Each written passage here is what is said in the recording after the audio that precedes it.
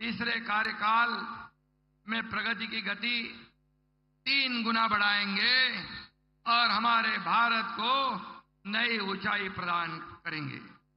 ये 100 दिन तो एक झांकी है, मोदी साहब की बड़ी इनिंग अभी बाकी है।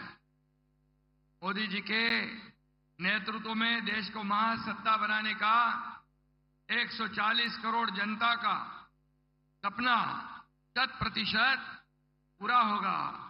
आने वाले वर्षों में हमारी एनडीए सरकार दुनिया के सबसे ताकतवर देश की सूची में भारत का स्थान मजबूत करेगी, ऐसा हमें विश्वास है। 21वीं सदी भारत की सदी, ऐसा मोदी साहब ने कहा था। हमारा भी यही कहना है कि 21वीं सदी भारत की सदी, क्योंकि देश के कप्तान हैं नरेंद्र मोदी, और इसलिए मैं उनका फिर एक बार तहे दिल से स्वागत करूंगा। आज पीएम विश्वकर्मा योजना को 1 साल पूरा हुआ है। कारीगरों का हुनर पहचानना, उन्हें सप्लाई चेन की मुख्य धारा में लाना, उन्हें मार्केटिंग ब्रांडिंग का सपोर्ट करना, इतनी दूरगामी सोच सिर्फ मोदी जी की हो सकती है। इसलिए जब प्रदर्शन में हम गए थे तो कई कारीगर कह रहे थे, हम इतने छोटे छोटे कारीगर हैं, आज छोटा छोटा व्यवसाय करते हैं, लेकिन इतने बड़े देश के प्रधानमंत्री हमारे बारे में इतनी बारीकी से सोचते हैं, ऐसे प्रधानमंत्री हमने देखे नहीं। मैंने कहा ना देखे हैं ना देखोगे भी, क्योंकि मोदी जी ऐसे हर विभाग को, हर सेक्टर को मेन स्ट्रीम में लाना चाहते हैं, उद्योजक बनाना चाहते हैं, लोगों को रोजगार देना चाहते हैं। और इसलिए आज महाराष्ट्र में पीएम विश्वकर्मा योजना में 14,72,000 से ज्यादा एप्लीकेशन रजिस्टर हुई है। इस योजना के माध्यम से छोटे व्यवसाय को लोन दिया गया, इससे कारोबार बढ़ा, रोजगार के अवसर पैदा हुए और देश की अर्थव्यवस्था भी मजबूत हो रही है। यह मोदी जी के सबका साथ सबका विकास के समग्र दृष्टिकोण का सबसे अच्छा उदाहरण है। और इस योजना की पहली वर्षगांठ पर मैं पूरे विश्वकर्मा समाज की ओर से प्रधानमंत्री मोदी जी को बहुत बहुत धन्यवाद देना चाहता हूं। मोदी जी ने देशातील महिलांना आत्मसन्मान मिळवून दिला। 10 वर्षात ग्रामीण भागातल्या 10 कोटी महिला आत्मनिर्भर झाल्या।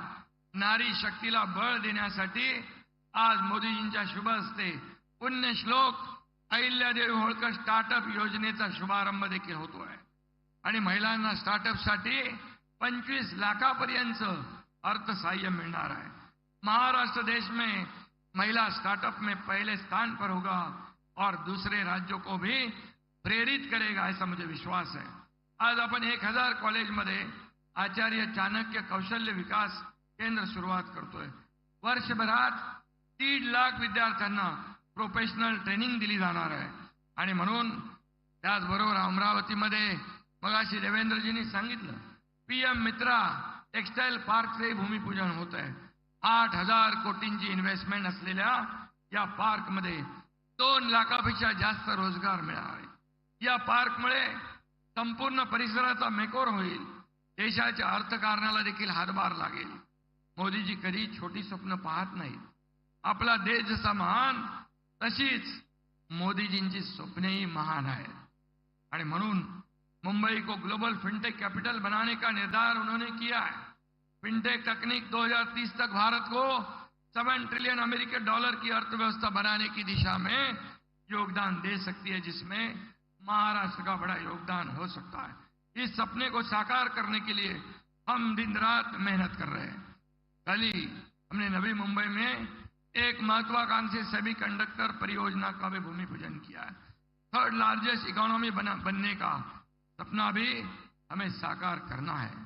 मोदी जी पूरी दुनिया में देश का मान सम्मान बढ़ा रहे हैं और मनी लॉन्ड्रिंग और टेरर फंडिंग को भी रोकने में भारत की कोशिश प्रभावी बन रही है और यश भी मिला है, ऐसा FATF ने कहा है। और दूसरी तरफ आज हम देखते हैं कि हमारे कुछ लोग विदेश में जाकर हमारे देश को बदनाम करते हैं, आरक्षण रद्द करने की बात कहते हैं। और मैं ये कहूंगा, जो आरक्षण संविधान डॉक्टर बाबा साहेब आंबेडकर जी ने दिया है, उसे किसी को भी रोकने या खत्म करने का अधिकार नहीं है। और इसलिए मोदी जी यहां पर प्रधानमंत्री जी है, तब तक ये गरीब तबके का आरक्षण कोई भी माई के लाल खत्म नहीं कर सकता है, इतना ही मैं विश्वास दिलाता हूं। लेकिन यहां पर माननीय मोदी जी के मार्गदर्शन में गृह मंत्री अमित भाई शाह जी ने 370 धारा हटाकर हमारे कश्मीर के जन्नत को आजाद करा दिया। लेकिन कुछ लोग कहते हैं कि 370 कलम फिर लाएंगे। क्या आप दहशतवाद फिर लाना चाहते हो? क्या पाकिस्तान की बोली बोलने वाले लोग जो ये 370 जो कलम हटाने के बाद ये कश्मीर का विकास हो रहा है, क्या विकास को रोकना चाहते हो? आतंकवादियों से मिलकर मिलीभगत करना चाहते हो? और इसलिए कांग्रेस को इसका भुगतान भोगना पड़ेगा, इतना ही मैं कहूंगा। मोदी जी ने कई क्रांतिकारी फैसले लिए हैं। अब प्रधानमंत्री मोदी जी ने वन नेशन वन इलेक्शन का ऐतिहासिक निर्णय लिया है। मैं मोदी जी का अभिनंदन करता हूं, उनका स्वागत करता हूं।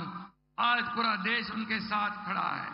मोदी जी की सभी योजनाएं, सभी निर्णयों का उद्देश्य देश के पिछड़े कमजोर वर्गों का कल्याण करना है और यही उनका एकमात्र उद्देश्य है।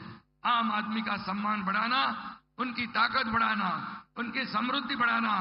हम उनके आदर्शों पर चलकर पिछले 2.25 साल में राज्य के सर्वांगीण विकास के लिए काम कर रहे हैं। इसलिए लाडली बहन योजना हो, लाडला भाई योजना हो, 1,60,00,000 हमारी लाडली बहनों के खाते में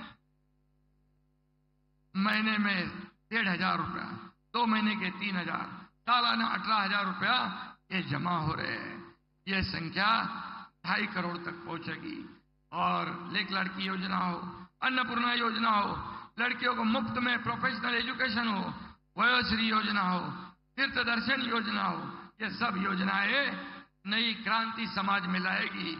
और मोदी जी के नेतृत्व में महाराष्ट्र के नए विकास के नए शिखर पर पहुंच रहा है। प्रधानमंत्री जी के आशीर्वाद से महाराष्ट्र का विकास बुलेट ट्रेन की तेज रफ्तार से होगा, ऐसा मैं विश्वास व्यक्त करता हूं। शेवटी जाता जाता एवढंच सांगतो, करू महाराष्ट्राचा विकास, आणू सुखाची नांदी, कारण आपल्या मागे खंबीरपणे उभे आहेत नरेंद्रजी मोदी ही। धन्यवाद। जय हिंद, जय महाराष्ट्र। आज हम राज्य सरकार द्वारा शुरू हो रही आचार्य चाणक्य कौशल विकास योजना और पुण्यश्लोक अहिल्या देवी होलकर महिला स्टार्टअप योजना का उद्घाटन करने जा रहे हैं। उससे पहले मैं बताना चाहूंगी कि इस कार्यक्रम में आज आचार्य चाणक्य कौशल विकास योजना में सहभागी 1000 कॉलेजेस के 7 लाख विद्यार्थी वीडियो कॉन्फ्रेंसिंग के माध्यम से इस कार्यक्रम में जुड़े हैं। माननीय प्रधानमंत्री जी से अनुरोध है कि वे आचार्य चाणक्य कौशल